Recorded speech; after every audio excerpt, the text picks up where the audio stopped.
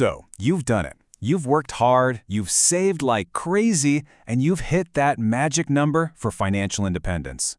But now what? What happens after you reach that goal?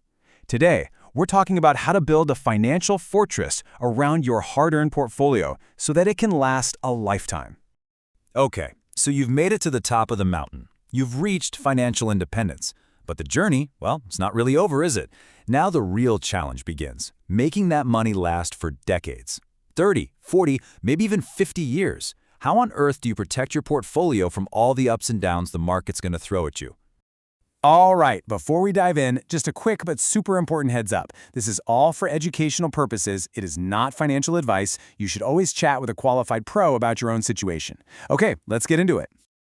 Hitting your FIRE number is just an amazing feeling.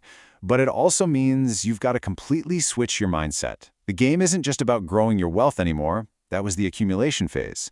Now it's all about preservation. It's about making sure that wealth sticks around for the rest of your life. And trust me, this is where the real test begins. You need a defensive game plan. So how do we build this financial fortress? Well, the very first, most important layer of defense is diversification. It's a classic for a reason, right? Because it just plain works. Let's break down what that actually means for your portfolio. Look, at its heart, diversification is just that old saying. Don't put all your eggs in one basket. It's that simple. Instead of betting your entire future on one company or one industry, you spread your money out across different kinds of assets. Things that don't all move in the same direction at the same time. The goal? To make sure that one bad event can't wreck your entire portfolio. And this is exactly why it's so risky not to diversify. I mean, just imagine for a second that your entire retirement fund was tied up in a single stock. Its value would be on a total roller coaster. Huge highs, but also terrifying lows. Your whole financial future would be riding on the fate of just one company. That's a scary thought. But here's the alternative. A diversified portfolio brings stability. When your stocks are having a bad day, maybe your bonds or other assets are doing just fine, or even going up. This balance smooths out the ride, It protects you from the market's absolute worst mood swings. All right, let's talk about our second line of defense. I love this one. I like to call it the cash moat. Think about it.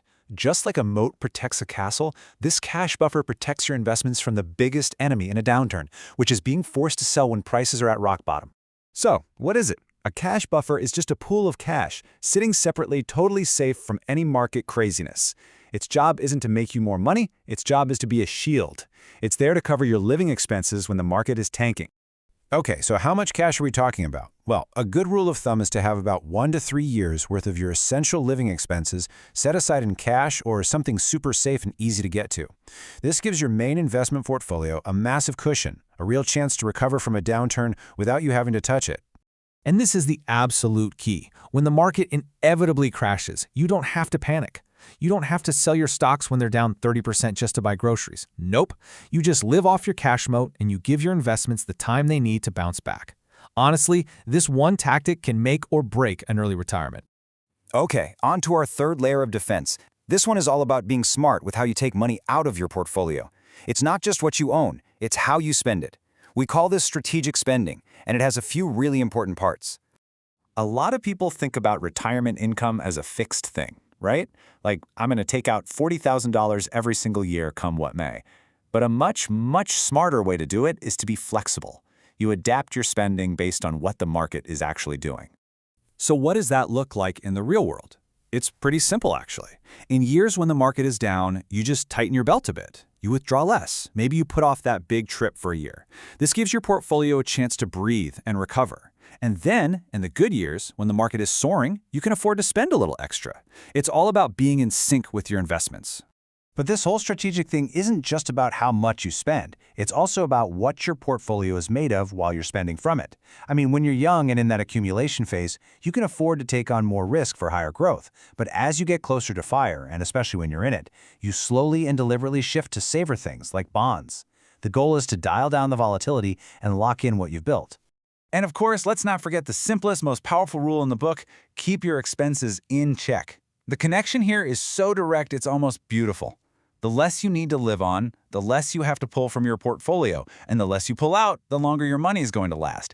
It is, without a doubt, the biggest lever you have control over. All right, let's wrap this all up.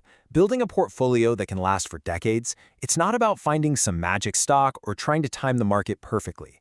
It's about building a strong, resilient system that's designed to handle whatever comes its way.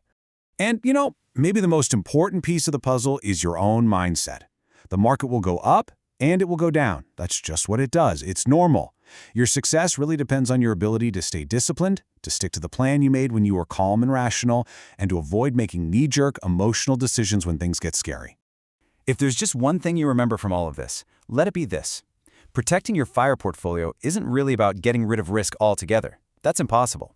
It's about smart preparation and building in the flexibility you need to adapt to an unpredictable future.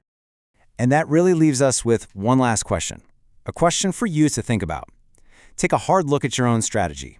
Have you built these layers of defense? Is your financial fortress truly built to last?